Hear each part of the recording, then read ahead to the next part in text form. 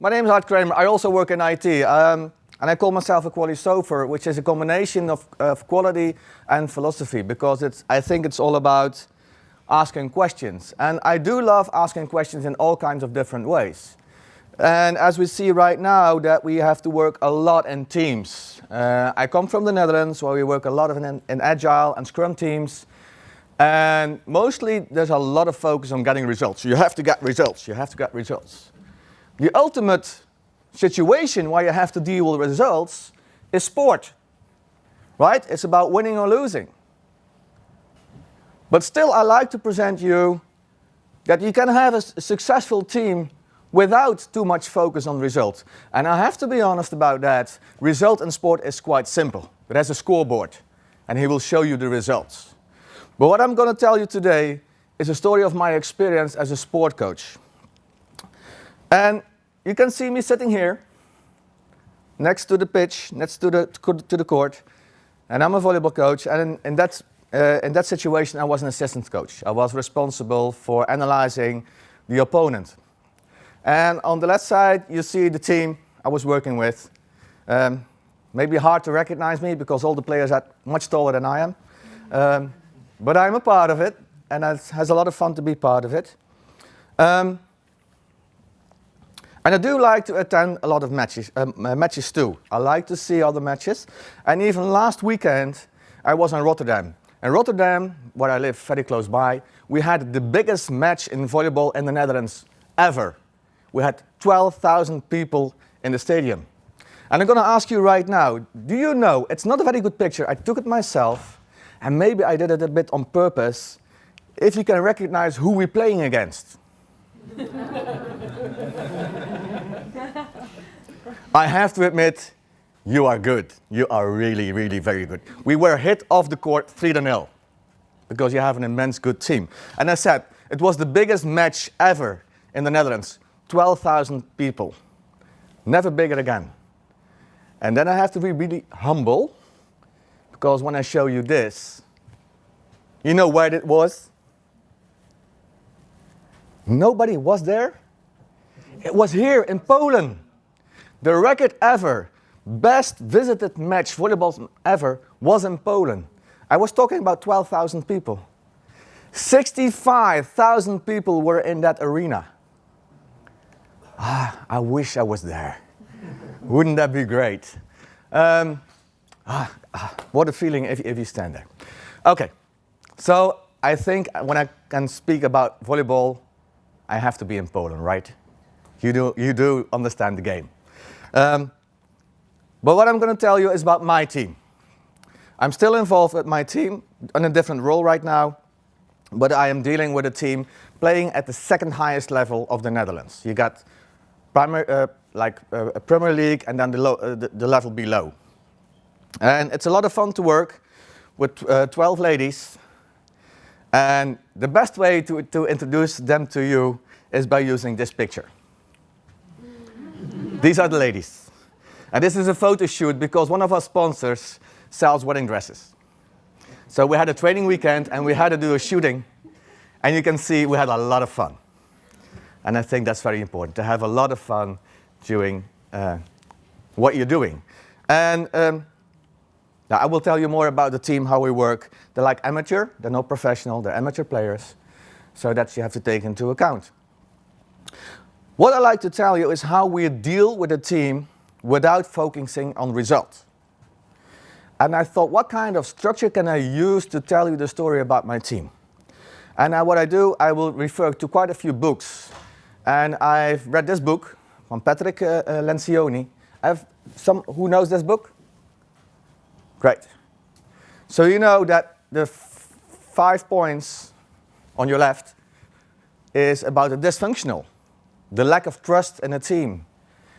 They don't like to have conflicts. They don't show any commitments. They are accountable for what they do. And they don't really go for results. And this is the structure I'm going to use during my talk to tell you more about how we run the team together with the player and the coaching staff. But there's one thing I'm missing in these 5 categories, which I find also quite important. And I also want to refer them because I took a course in sports psychology, and I think it's very important that also individual players should be on their best mentally. And it's very simple, a very simple way to explain how you can look at players when they have to perform at their best mentally. And I use these 4 icons for that. Icons is kind of a visualization, then you can better remember how it works. And maybe some of you who saw a presentation before, I'm using this quite often. But do you have any idea what this icon stands for, those circles? Goal. Goal, focus, correct. So you have to have focus. If you don't have focus, you don't know what you're doing. Do you know what the heart stands for? Empathy. Empathy. No, it's about motivation. Look at yourself, motivation. And when I'm looking at motivation, I'm mostly referring to intrinsic motivation. And when you're looking at intrinsic motivation, I mostly refer to the book of Daniel Pink, Drive, What Drives Us. Anyone of you know that book, Drive? Okay, I will explain to the people that in fact intrinsic motivation is based upon 3 really important points. And that's also how you deal with players in your team. First of all, they're autonomous. That means if you give them a task, they are responsible how to do it. So we're not going to check how you do it. It's your task. You're old and wise enough. In fact, when you look at a Scrum team, you give somebody a task and you say to him, I think you can do that, do it. And how you do it, that's your responsibility. You're autonomous. And of course, you can coach them in that, because when they're not able to do that, you need to coach them. And that's also what we do as a staff. If you're not able to perform a task, we will give you feedback. And I will come back to feedback somewhat later. The anchor. Oh, wait, no, this is autonomy. I had 3 points. Autonomy. The second one is purpose. The purpose is about why are we doing that? And of course, for us working in IT, it's also important who is using our product. If we don't know that, or if we don't see any purpose why we are doing it, why are we doing it? So I will talk about the purpose of my team, what I find most important. And I also coaching another team, and we had a session on Wednesday, and I'm asking everybody, when will it be a successful season for you this year? And that's not about results. In fact, what most of my players said to me, and it's a much lower level, they all said, we want to have fun. That's important, having fun. So the season can be successful if you have fun. So that can be purpose. So you got autonomy, you got purpose, and the third one is mastery. And maybe that's the reason why you're here. Maybe you want to improve yourself. That's one step in becoming better, performing your task better and better, is your mastery. Trying to improve yourself. And that's also why we are continuously playing volleyball. So that was about motivation. Focus, motivation, and the anchor. No, think about yourself, what you need to perform. It's about confidence. It's an anchor. You need to have an anchor of confidence. If you don't have an anchor of confidence, what are you doing? But you need to have so much confidence that you can deal with your doubts. Feel comfortable about your doubts so you can deal with the situation. So that's also what we do, is shake them a little in their confidence. But they are old and wise enough to deal with it. That's also a way of confidence. And the fourth one, that's an easy because it's already written down. It's arousal. Arousal is a kind of tension you need to perform. You see some players coming up the pitch and they're just, I have to go to the match, I have to do it. They don't have enough arousal. So what you can do, and mostly that's one of the reasons why we play music very loud at the beginning of the warming up, is to get more arousal, to get more tension in our players. To get, oh yeah, I got more, yeah, oh, that's good music, yeah. I want to go for it. Then the arousal goes up. But when the arousal goes too far, you get stress. I don't know what to do, I have too much stress, I can't do it. That's too much arousal. So it's up to us, with the team, to get just enough arousal that you can have maximum performance. So this is the mental state we are looking for individually. Now I'm going to look at the team. First, trust. And volleyball has a very quite interesting characteristics. First of all, it's one of the few games that when you have the ball, no opponent can touch it. So you have full control of the situation. That's one of the characteristics. But also means that you are playing on 81 square meters, which is quite small. So you are incredibly dependent on each other. So keep that in mind. But there are also other characteristics of volleyball which people find really important. And at the Dutch Volleyball Association, we did a research about the DNA of volleyball. And at a certain time, it was very popular to define all kinds of DNAs. And they also did it at the Volleyball Association. And they find those 4 points very important. At least people who play volleyball find it very important. It's a social game. When you're playing with 6 players on 81 square meters, you have to have a lot of social interaction. And I give you some examples how it works. So it's a very social game. People like to interact with each other. Sounds like a scrum team though. Active, yeah, of course. We're playing a sport, so it's also sporty, but it's also driven. We want to do it better over and over again. And that is shown in a small definition. Besides that, volleyball players want to improve continuous and develop themselves as player and as a human being even. The word sustainable is an important value in their lives. But yeah, replace volleyball players for IT, and I think you can use it the same, right? As a developer, I want to improve continuous and develop myself as a player and as a human being, right? So that's not much difference. So there you see a connection between like sport and how we work in IT. But the main question is, you do have members in your team, but does that mean that there are team players? In volleyball, it's inevitable that you are a team player. If you are not able to play with each other, you can't play the game. And compared to football, when you kind of have a very self-centered attacker trying to get the ball into the goal, you can have that kind of players in football because you have a very big pitch. But that's important. That is impossible in volleyball. And I can show it with a very simple picture, how we are depending on each other. It's all based on making arrangements between each other. And what you see here is that we have an attacker from the opposite. My team is the red one with one black player. That's the libero. He's head of defense. And what you see if happens is we made very clear statements about how the block is set.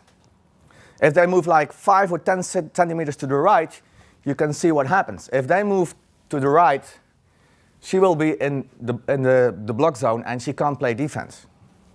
So you see, the fact that these players are standing over there is, of course, no coincidence. It's all based on agreement, how we interact with each other. So this is the zone, and in the zone, which is not covered by the block, there is defense. As simple as that. So that also means that you have to trust each other. If they don't do it according to plan, the team will suffer. And that's how we give feedback to each other. If you don't do it, we give feedback how to improve. So that's how we deal with trust in our team. We trust each other, and I will show you a little clip later, is how we are depending on each other without, in fact, saying just doing it, and we trust each other that everybody is doing it according to plan. But this also takes a lot of training, a lot of communication, but I will tell you more about that too. Conflict. Lencioni in his book says we don't dare to have conflicts. But I think it also defines how you define conflict, of course, but conflict is also about giving feedback in a certain way. And it's also about getting people out of their comfort zone. It's a kind of conflict with yourself, it's a kind of conflict with your team. And that's one of the things that we do as a coaching staff during our training. We continuously pull players out of their comfort zone. We play games, continuously play games with them, which is not completely according to the rules.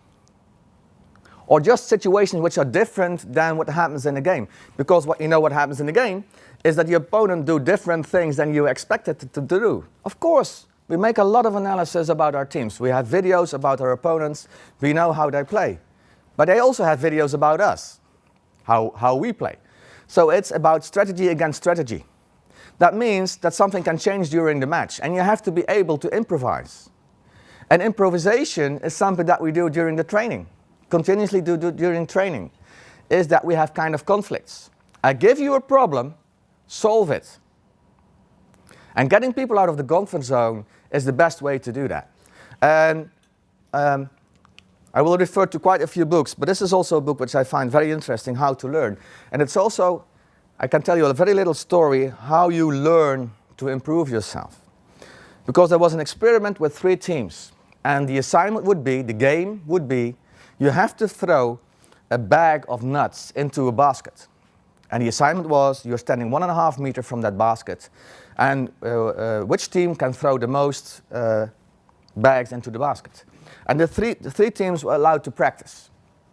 The first team was not allowed to practice. They just had to play the match and had to throw as many sacks into the basket. The second team was allowed to practice, standing 1.5 meters from the basket, and had to practice like that. Do it continuously the same way as you play the match. And the third team had to practice on different distances from the basket. 1 meter, 2 meters, different angle, and that's how they practice. Which team do you think won?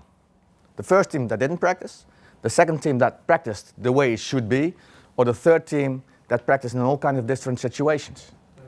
The third one, yes. It sounds very obviously, but look at yourself, how you train yourself. Mostly it's doing it the same way over and over and over and over again.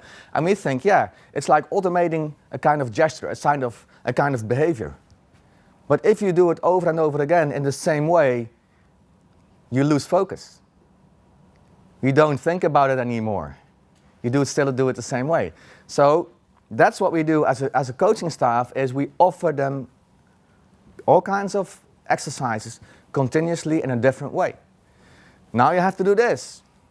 Or normally in volleyball you're allowed to touch the ball 3 times. No. Next set we're going to play and you're allowed to only touch it twice. Yeah, but how are we going to deal with that? Your problem. Solve it. So it's a kind of a conflict that we continuously, and they're used to it. And when you do it in the beginning, they say, yeah, but that's not how we play volleyball. Nothing to do with it. Play it. Deal with it. So that's constantly what we think about. It's our creativity to facilitate the training in that way, is that we pull them out of the comfort zone. And kind of create a kind of conflicts continuously. So, continuous conflicts is nothing wrong with. Because what Einstein said, if you always do what you always did, you always get what you always got. You're not improving yourself. Simple as that. You don't improve yourself. Because you're just doing a trick. You're not learning anything. So, that's how we deal with conflict. Conflict is also about giving feedback to each other. And I thought about how we deal with that in volleyball. And mostly you see it in a volleyball match, and I'm going to show you a little clip how we deal it. And mostly we cuddle. We like to cuddle a lot as volleyball players in the middle of the court. We cuddle. But do you know what is happening right there? They're giving each other feedback straight away and very shortly. And it's going rally after rally.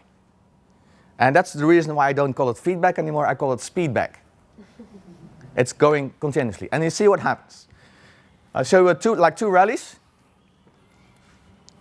Damn, we lost the point. What are we going to do? They're coming together. You see the black one, they're playing. They're telling something, we're going to do this or we're going to do that.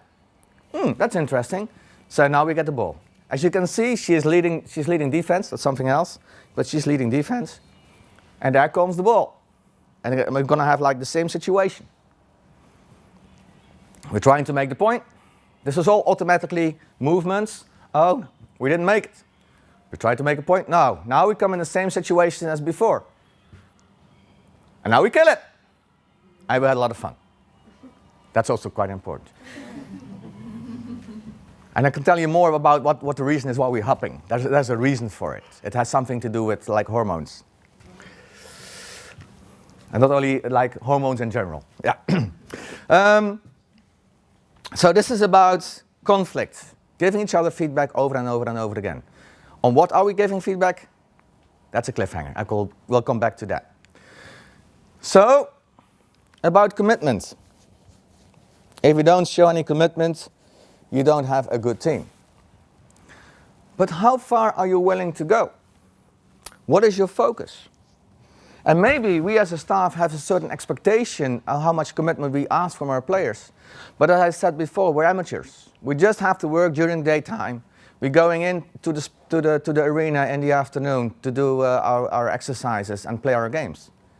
So how much commitment can we give? And I will come back to like a professional situation what I know of, but I will first show you how we deal with it. Beginning of season, we have like a weekend with all the team. And as I said before, we as a coaching staff can have high expectations of a team about commitment. But if we project our commitment on our team, that doesn't mean that the team will give the commitment back. And that's also mostly what I see like in agile situations. Who is in an agile organization? Okay, some people. Did they ever ask you if you agreed with the Agile Manifesto? Why are you laughing? I call that the agile elephant in the boardroom. Because rule 1 of the Agile Manifesto is people and interaction above processes and tools. If you say people to be agile, you are not using the first rule of the Agile Manifesto. You don't interact with the people. Ask people if they agree with the Agile Manifesto. That's also what I learned. What I do also for the Dutch Volleyball Association is helping volleyball clubs to improve themselves. And I think Agile has a very incredible way of dealing with situations. And also the manifesto, that can be quite interesting. But my statement is, if you want to start improving an organization, is the manifesto applicable to your situation? So that meant, if I'm talking to volleyball clubs about how they improve themselves, I'm asking them, what is your manifesto going to be? That should be the main question. And maybe you have a different manifesto. Nothing wrong with that. But that is about how we can give commitment. So what we did with our team is asking at the beginning of the season, how are we going to deal, what are going to be our manifesto? What are going to be our way of working together? And this is what they wrote down. My club, VCN, says at ladies team, VCN ladies team 1, we are the first team, we say, you are a part of a bigger idea of which you are proud. And pride is a very strong emotion. What I did at the beginning of this presentation, I showed you the Polish team. What do you feel? It's pride, isn't it? It's a strong emotion. And we organize quite a lot of events, volleyball events in the Netherlands. And I know the director who is organizing that very well. And he's using pride as a very strong emotion. To a certain point, when we came to the conclusion, pride is much more effective than KPIs. Because he really made his people proud of what they were doing, how they organized the events, and said, this is how we're going to do it. So, we are proud of what we're doing. They are not easy for us. We are not easy for our staff, but we respect each other and we know what to achieve. And what to achieve is to improve. And I'm going to talk about results, what kind of results we're going for. But what we want to achieve, we do together. We train with a high intensity. That's really true. That's also by playing a lot of games continuously, but pulling them out of the comfort zone continuously. That's what we do as a staff. We facilitate them continuously by hitting balls in a high intensity. It's a lot of fun, and they want to have it. It's intensity going down, we will have feedback as a staff. No, I didn't like it because the intensity was too low. Fun in the game is the most important, and we don't force that. Never forget, we are an amateur team, but I was listening to an interview of one of our top players, lady players of our national team, and she made like €1 million, like in Turkey. You know what she said? You know what's the most important thing about the game? Not that €1 million. I do it because I like it. I want to play games. I love the game. So I think the only difference between an amateur and a professional is that professional is paid for it. Besides that, there's no difference. At least you can challenge me on that one. We have a high degree of self-management. We expect from our team that they take care of a lot of things. As I said, with an amateur team, that means that if we want to go to the other side of the country and we have to do that, so we're really going up north for like 3 hours drive, they take care of transportation themselves. That doesn't mean they have to go by train, but we have to arrange how many cars do we have, who's going in which car, which at which point we're going to step into the car, things like that. The team takes care of that. That's self-management, all things around it. So not only the staff is responsible, the whole team is responsible. But self-management also means that during a match and something happens, they come together, they give each other feedback, but they also can adjust the strategy if they want to. And if they do, we feel very lucky as a coaching staff because they are capable of solving a problem. Well done. We give them feedback on that one. So we have a high degree of self-management. And of course, we always want to be the best. And we want to win. That's an easy one. But on the other hand, if people have fun, why not? And mostly, now we'll talk about it later. No, we'll show another example. But I said we're an amateur team. How can you compare that to top sport? Really top of the game. And I once was attending a course in sports marketing, also what I find quite interesting. And there was this guy. Now, there's a lot of guys, but I meant this guy. So he's a top volleyball coach. He was a top volleyball coach. With his team, they became champion of Europe, like in the 90s. And he's a very interesting guy, Toon Gerbrands. And he made a kind of career move. And he moved to another organization. Does anybody recognize those letters? Does it say anything to you? Soccer, correct. PSV. We've got like two big teams in the Netherlands, PSV and Ajax. And he is head manager of PSV at this moment. And what he's doing, the lessons he learned as a volleyball coach, as a coach in general, he's applying them to the organization of PSV, making them a really professional organization. And how he talks about commitment is really interesting. Because what he did, he said, if you want to change an organization, when you come in as a manager, you only got like 90 or 100 days to change it. After 100 days, you're a part of the organization, and it's very hard to change anything later on. So what he did is he said, with his whole management team, sit together and said, how are we going to deal with the situation? And they made a complete list of things they want to improve. And for the very good reason, you can't read it because it's in Dutch. That's also a good reason. And it's small, of course. But I have some things, I've highlighted some things. This is about the management which have to deal in that organization. It's about commitment. It's a kind of way of thinking. Our principles are non-negotiable. This is what we stand for. Commitment is doing the maximum and unconditional. If you are really professional, you do have the time and the place to have commitment. Excuses will cause delay and are useless. He gave me a very simple example. I have to laugh about it over and over again. He was coming into the organization of the football stadium, and he saw screens hanging, and it didn't work. How is that possible? We are a professional organization, and in business lounges, that kind of screens doesn't work. Come on, we should have like the match on that screen. Who's responsible for it? And everybody had an excuse why it wasn't solved. He said, no, who is going to solve this problem? And suddenly somebody said, okay, I will do it. But in fact, you don't have a reason not to do it. You don't have an excuse. So that's how he improved his organization. And of course, that road to success will be covered by obstacles. Because like the connection with that screen was not okay. We have like a big broadcaster, and he couldn't even solve the problem. But that's an obstacle, solve it. Accepting the challenge and show resistance is a condition. That's how to deal with that kind of situation. And the last one, the organization has a winning attitude. Discipline, agreements, rules, attitude, value, and standards. The organization is a demanding party. Talk about your values. Talk about what you find the most important. That's what it's all about. We did it at our local club, like I showed you before, what's the most important. But I do also have to do it like in top teams, in top organizations. Talk about it. Put them on paper. Discuss them. Evaluate them continuously.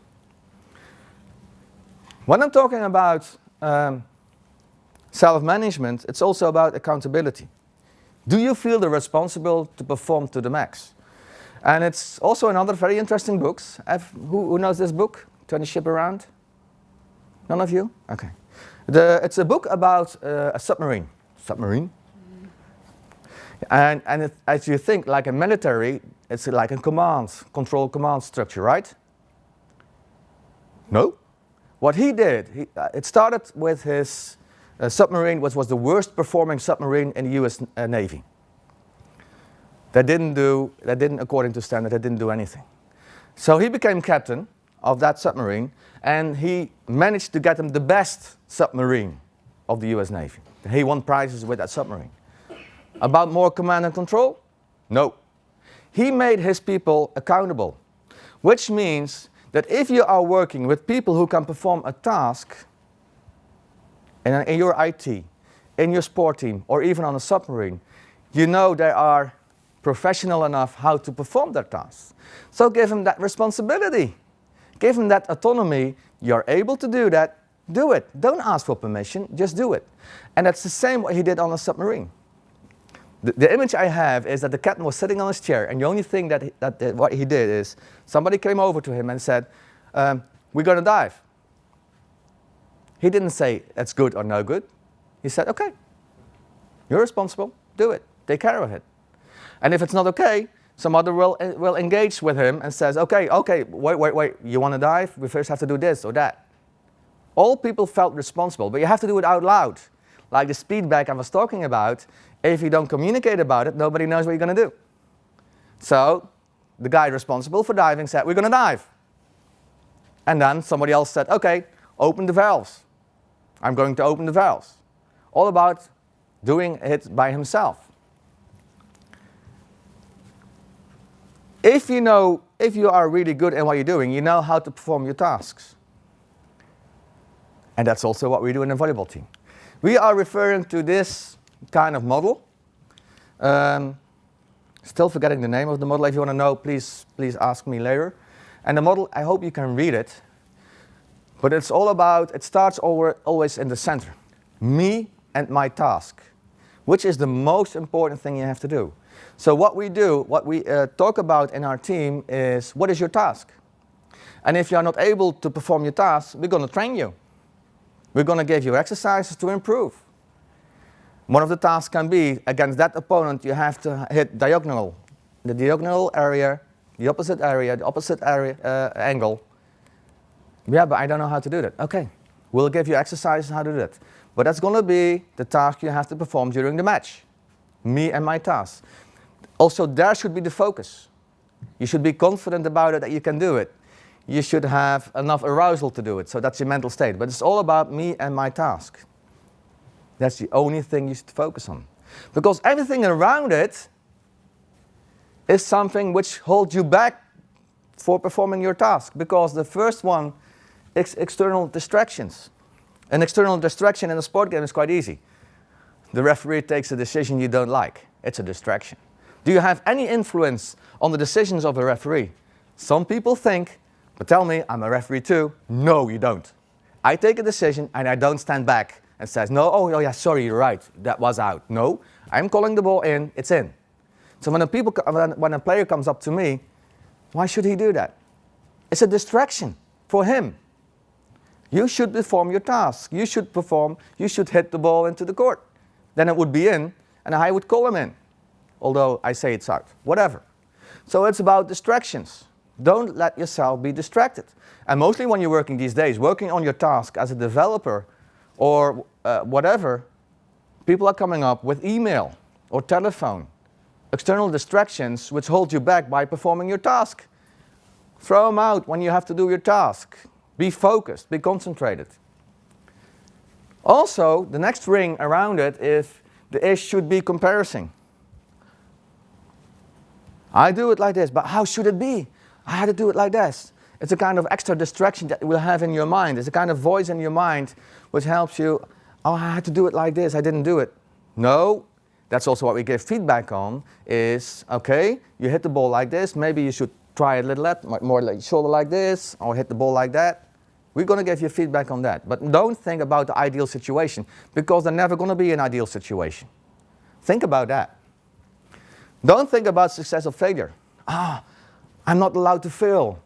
Ever heard that voice inside your head? Maybe the imposter syndrome you're facing? I have it sometimes too, that I think, I'm not allowed to fail. Why not? Sometimes, with my age, I can say, I'm very privileged. I had a lot of time to make a lot of mistakes. So that makes me more experienced. But making mistakes should be a daily routine. So that's also when we're giving feedback to our players. It's not about that they fail. We're talking about how they perform the tasks. So, for example, if somebody's making a serve and it's going out, do you think we're going to shout at that player and say, how could you do that? How could you serve that ball out? That's giving feedback on the result, not on the task. The next time we would say to the player, if she's going back to the serve line, we would say, toss it up a little higher. Hit it a little higher.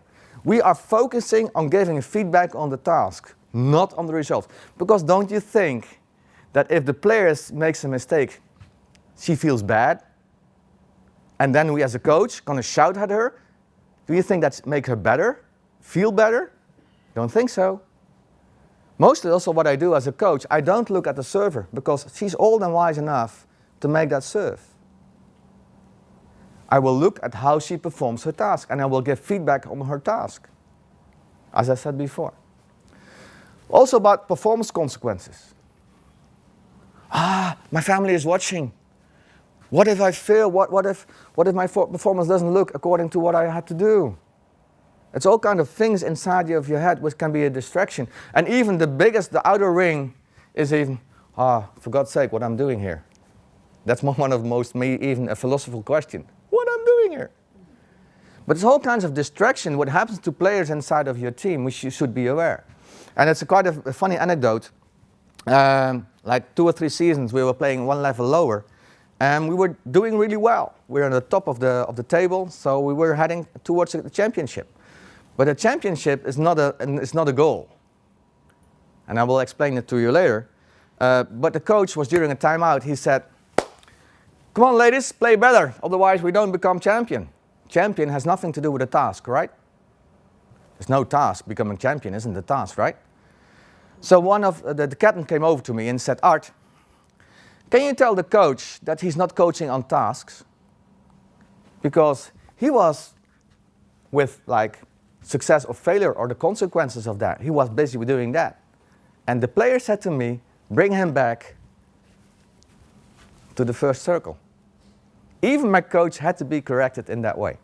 So I said to okay, the name is Ivo. Ivo, I said to him, back to concentrate on your task. Give him feedback on how to improve. Okay, I will do that. But it also is, how do we look at our task we should perform? And we have like a match on Saturday, and preparing our task for the Saturday starts on the Monday before. I was on the club on Monday, and the players were looking at how will the opponent play against us. And they were self-management, so they had to think about the strategy which we have to follow. And just before the match, we are sitting just like 2 hours before the match. We're having some food, we're eating something, and we're going through the strategy again. And then this will happen. It will be in Dutch, you don't understand, but look at what they are doing, and I will explain what they are doing, but just look at it. The coach is saying something, that's Ivo, he's saying something, giving some information. And this is the libero. She is responsible for the strategy. She says how we're going to play. I showed you how we play defense in the beginning. She's putting down the dots, how we're going to play defense in that specific situation against a specific spiker of the opponent. She's responsible for that task. And she also will lead that defense. That's her responsibility, that's her task. So that's how we deal with it as self-management. I said after I was for 1 season assistant management, the season afterward I became data analyst of the team. And we also gather a lot of data. And this is a very simple overview of how we collect data. But the point I want to make, I'm not going to say that much about it. You see some percentages, you see some green things, you see some red. You think green is okay, red is not okay. But mostly also what is quite interesting is what you see here, is how they play the last 5 balls. Where like 1 was green, before was orange, green, green, green. And like I said before, we are just gathering data about players to give them feedback. Not about judging them, so you're making a bad result, but we want to have feedback how they're doing. And for example, we have like a libero today. Libero is responsible for passing it. Serves comes over, and then you have to pass. And we gave him individual targets. Last season, she almost had a perfect set. Like 25 points we have to play, and she made almost, her passes were almost perfect. All the balls. Except the last one, almost perfect. So I talked to her this year. So what are you going to do this year? And I challenged her, and I said to her, I'm going to challenge you to play a perfect set. Like all the balls you're going to pass going to be perfect. And if you do that, I'll buy you a drink. I gave all the team some drinks. I don't mind. That's going to be the task you have to perform and do it. And if you do it best, perfectly, I will buy you a drink. So I am really concentrating on her tasks. And I give feedback on her task. And I reward her on her tasks, not on the result of the game. So she can play a perfect game, and we still can lose. Nothing wrong with that. I didn't even do it with like small players. I was coaching a young team, really small kids, and I was coaching them at the beginning of the season, and I said, if you play like 10 times in a set, 3 times with each other, and play it over the net, 10 times in a set, I will buy you a drink. And it was the beginning of the season, and they couldn't do it. They played like 5 or 6 times. Okay, you're doing well, 5 or 6 times instead of time, you're doing great. I coached them again at the end of the season. Still the same task. If you do it with your whole team, playing 3 times together, play it over the net, more than 10 times in a set, I will buy you a drink. And I did it like 15 or 20 times in that set. And you know what? They lost the game. So what do you think? Were they disappointed? Or were they really happy because they got drinks from me? What do you think? Kind of both, actually. They were not disappointed about losing the game. For the simple reason is that the opponent was much better. The opponent was really good. But they achieved their goal. They did that task right. And they were really happy. Yeah, we're going to have some drinks. Yeah. They had fun. So that's also how we use statistics. Statistics is just giving feedback individually about the player, not to judge them. Let's be clear about that. This is also a state which I use. I'm not going to use it. This is another book which is really, my head coach is really a fan of this book. It's about the winner's effect. Some of you heard about this one? It's also about giving positive feeling back to the players. It's a very simple example, which is it? It's also something mentally. Do you know that teams with a red shirt perform better than teams with not a red shirt? That's a winner effect. It's something mentally inside of your head which helps you to perform. But also that we do continuously during our training. That means that every team that wins is allowed to start the next exercise. So we still encourage the teams to win. Because like I said, one of the rules we have in our team, we like to win. So we offer them a lot of exercises, and you always are rewarded if you win. So if you're doing the first exercise in the training, who's going to start? Last winner. We don't have a last winner because we just started. You know what happens? We play like stones, scissors, and paper. The one who wins is allowed to start. So they're also eager. I like to do it. Yeah, I'm going to learn. And then I can start. That's how we do it. So that's about the winner's effect. It gives you a good feeling. We don't look at the losers. We don't look at the losers. No, we appreciate the winners. That's what it's all about. Result. What is in fact a result? That's the last point. What is a result? Is it a success? Is it a dream? I was talking about the goals for a season, and as you saw in the list of what we are really facing as most important, it didn't state we want to become champion or we want to win every game. Because you know that's very hard. If you want to become champion of your league, how can you achieve that by yourself? There's only one way to do that. Then you have to win every match. Is that possible? I think it's very hard.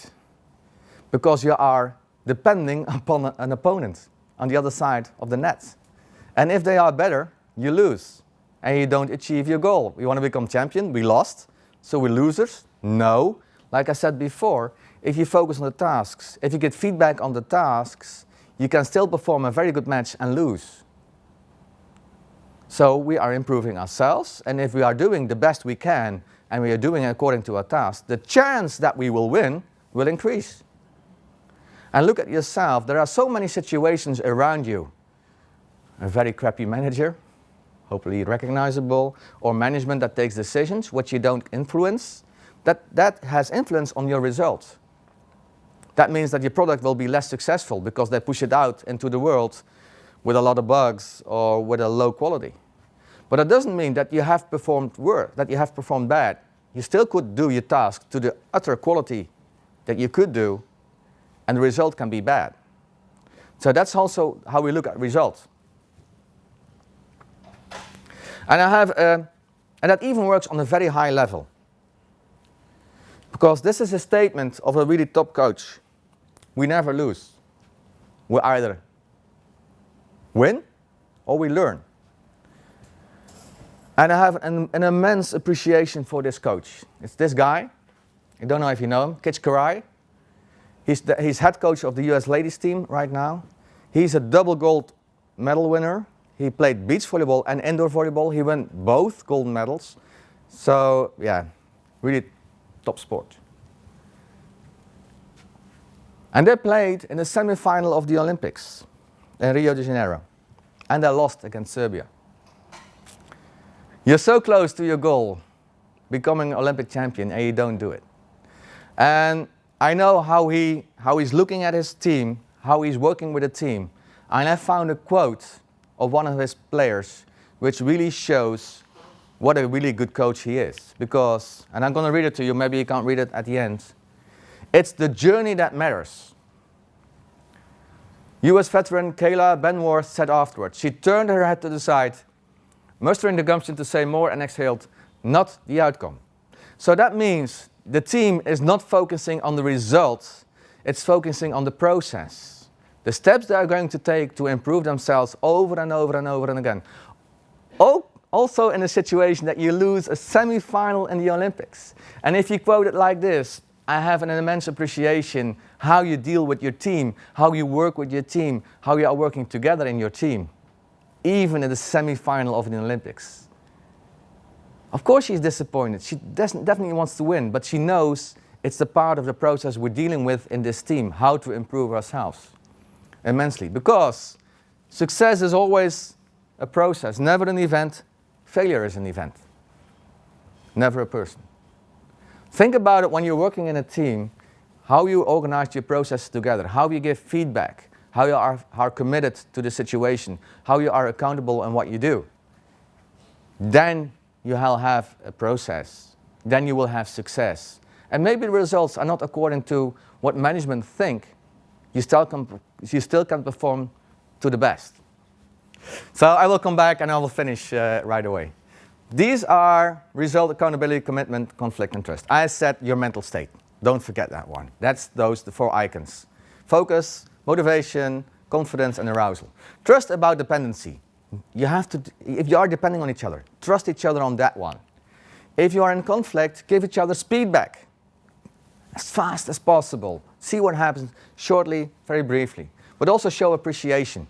I told you about the hubbing. It's really giving you a good feeling if you do that like that. Huddle together and jump. It gives you a good feeling. It's about appreciation. Commitment means no excuses. And accountability, feedback to improve. You are accountable for the task. You have to perform the task better, how you can improve yourself and doing the job better. And results? Maybe it's a process. Thank you very much.